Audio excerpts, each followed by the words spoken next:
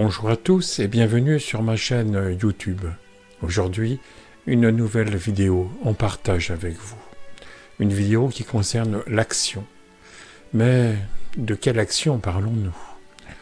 Action juste et impersonnelle, émanant de la pure présence, ou acte juste car nécessaire dans l'instant pour l'entité corps mentale se prenant pour une personne séparée et qui, en conséquence, devient donc prédateur de son action.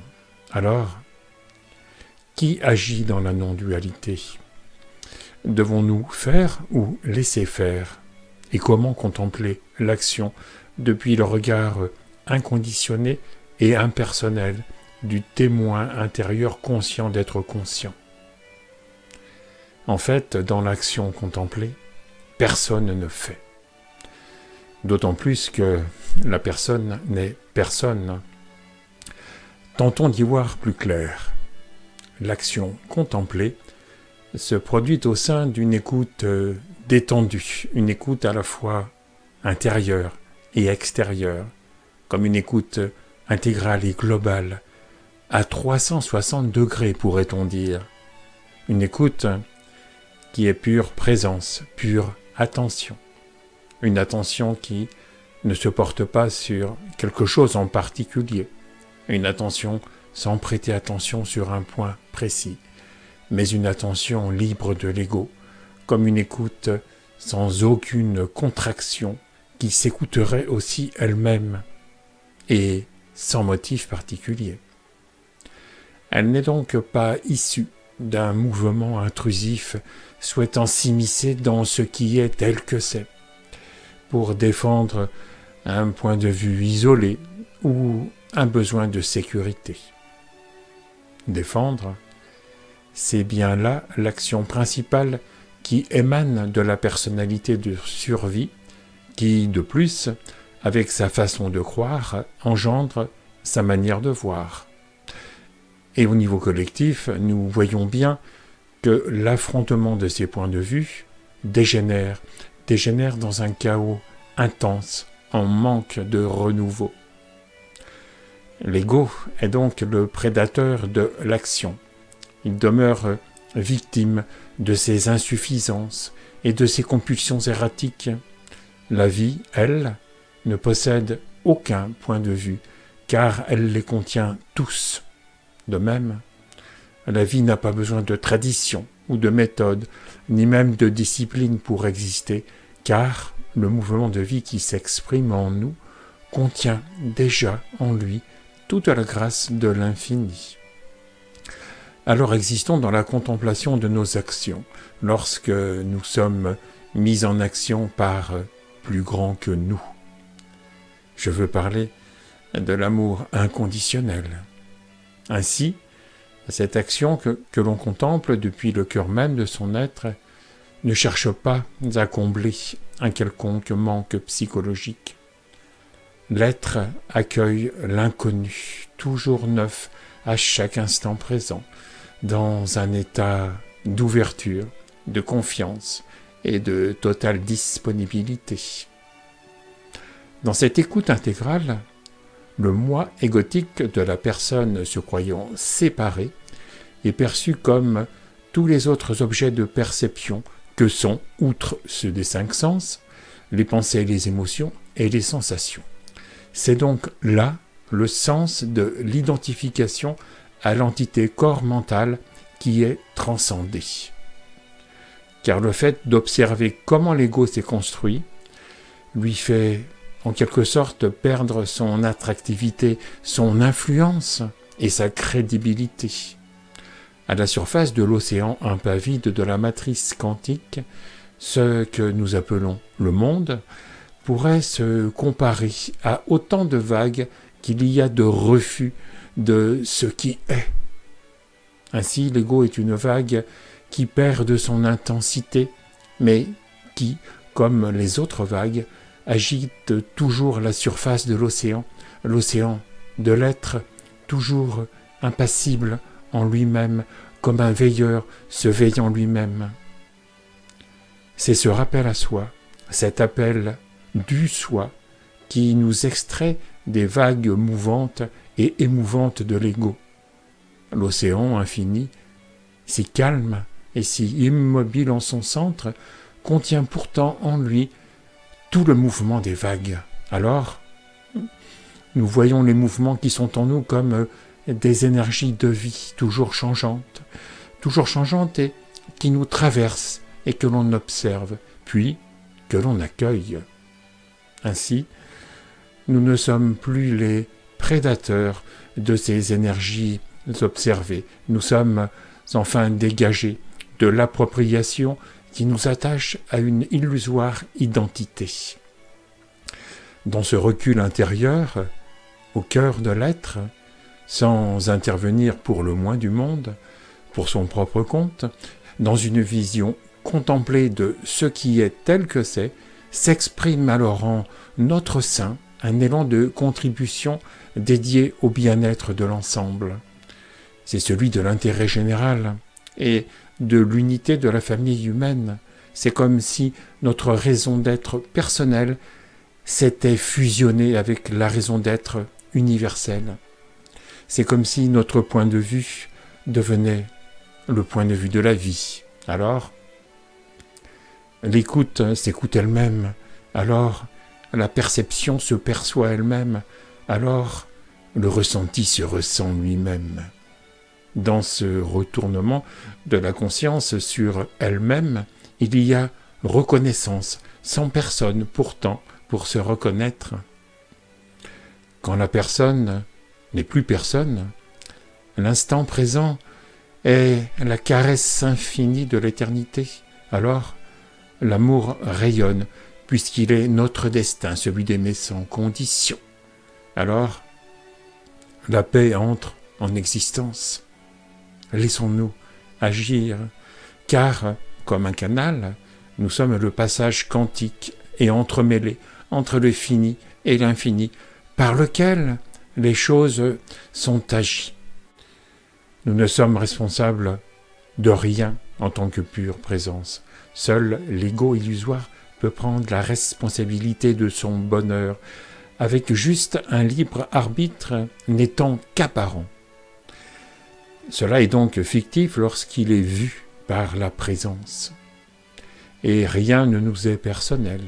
Nous sommes juste la conscience qui éclaire les actes et les actions qui s'effectuent à travers chacun d'entre nous. Dans le jeu de la vie, chaque personnage interprète ainsi son rôle.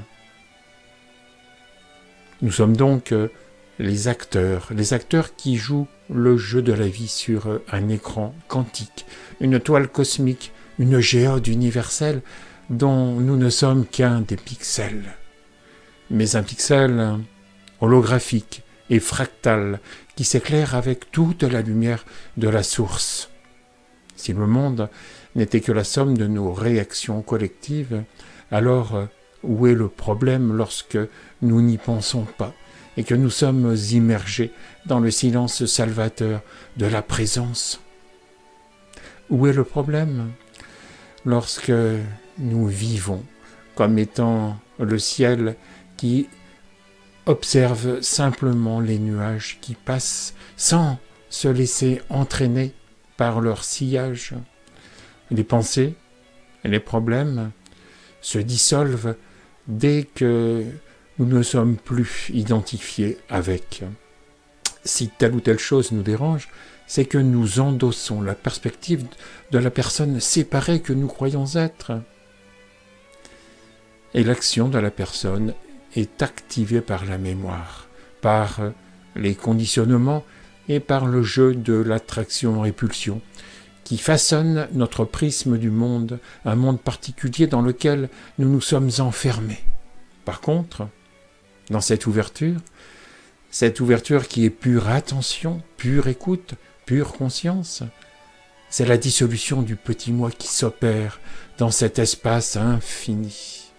Un espace d'amour qui est comme le contenant qui contiendrait le contenu. Alors, dans cette entière disponibilité, quand l'ouverture rencontre l'ouverture, nous remarquons qu'au lieu de réagir à la vie, nous pouvons lui répondre, parce que beaucoup d'autres aspects nous avaient échappé. Ils nous avaient échappé lorsque nous étions contractés par nos habitudes, crispés par nos refus ou nos attirances, repliés par nos frustrations ou même nos attentes. C'est une perspective déformée par nos filtres qui va alors s'ouvrir à l'infini. Et dans cette vision élargie, nous sommes libres. Nous sommes libres quand la personne n'intervient plus dans ce qui est vécu. Cependant, quand le lâcher-prise demeure encore un acte motivé par un but ou un motif quelconque, eh bien, ce n'est pas l'abandon, ni encore la totale reddition, car même la volonté de ne pas agir, c'est encore agir. Alors, qu'en est-il du non-agir ? Nous avons en fait l'impression d'être libres, d'agir à notre guise, mais c'est un leurre puisque nous ne décidons pas de ce que nous voulons. Nous n'avons pas la liberté de choisir nos prochaines pensées ou nos prochains désirs. En fait, derrière tous nos désirs, il y a le désir d'être.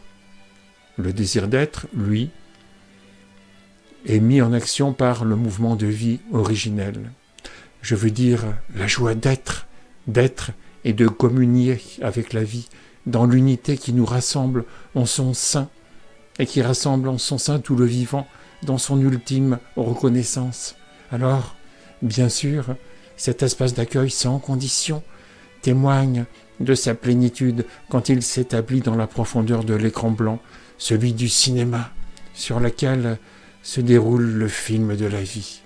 Pourtant, beaucoup d'entre nous s'identifient avec l'acteur dont le rôle est actionné par l'ensemble de nos mécanismes inconscients ou émotionnels. Il s'agit bien sûr de nos réactions tissées elles-mêmes par nos attachements, qu'ils soient positifs ou négatifs, c'est-à-dire nos attirances ou nos aversions. De fait, la personne illusoire n'est pas libre, puisque mise en action par ses réactions. Et puis, le petit moi, en fait, n'est qu'une pensée. Le concept de monde, celui de notre intériorité, et celui du monde extérieur communément admis, que nous sommes censés partager avec tous nos semblables, est donc constitué d'interprétations imaginées à partir de l'ensemble de nos réactions, des réactions qui émanent de la croyance de la séparation. Bien évidemment, collectivement, on comprend déjà mieux pourquoi l'agitation humaine sur la planète est si désordonnée. Et c'est un euphémisme. C'est en fait un désordre collectif qui est comme un reflet, totalement porteur de divisions, d'oppositions et de conflits, totalement issu de nos dysfonctionnements individuels. Et ceux-ci sont activés parce que chacun veut s'affirmer en tant que personne. Alors, bien sûr, pour utiliser une métaphore que j'aime employer, les perles du collier universel se heurtent et s'entrechoquent jusqu'à se briser lorsqu'elles ont perdu l'usage du fil de vie qui est pourtant censé les relier de toute éternité. Constater ce mécanisme d'affirmation égotique, puis le laisser s'épuiser jusqu'à sa dissolution finale, permet en fait de s'en libérer. Toutes les réactions de la personne illusoire apparaissent puis disparaissent depuis cet espace d'accueil, ce silence intérieur, ce vide pourtant si plein. Alors, se placer à ce niveau, celui du témoin impassible, offre la possibilité de s'extraire de ces mécanismes réactifs. Et puis, depuis cette vacuité intérieure enfin veillée, la personnalité est enfin clairement vue comme une expression de la conscience universelle. Ici, Ici, le chercheur spirituel se dissout avec sa quête de complétude, quand le chercheur s'aperçoit qu'il est le cherché. Pour en revenir à l'action, et en anticipant sur vos prochaines questions, de mon côté, qu'en est-il de l'action ? De mon action personnelle en tant qu'accompagnant spirituel. Alors ce que je peux en dire, c'est qu'il y a un accompagnement qui se fait, un accompagnement qui se passe. Je ne cherche pas à agir personnellement. Je me laisse plutôt agir par la vie, et les choses, innocemment, se passent sous l'impulsion en moi du mouvement de vie qui me fait agir dans la spontanéité du moment présent. L'instant, celui qui est vécu ici et maintenant, non, n'a pas de stratégie. C'est un éternel présent, parce que la conscience inconditionnée est en dehors même de l'espace-temps. Ce dernier étant, comme tous les autres phénomènes, une expression d'elle-même. Alors, dans le laisser-faire, dans le laisser-être, nous pouvons faire l'expérience de la dissolution de soi. Ainsi, si le vide est une non-chose qui contient toutes les choses, qui enveloppe tout, ou plutôt qui imprègne tout, alors mettre l'amour en action, c'est une action de non-action.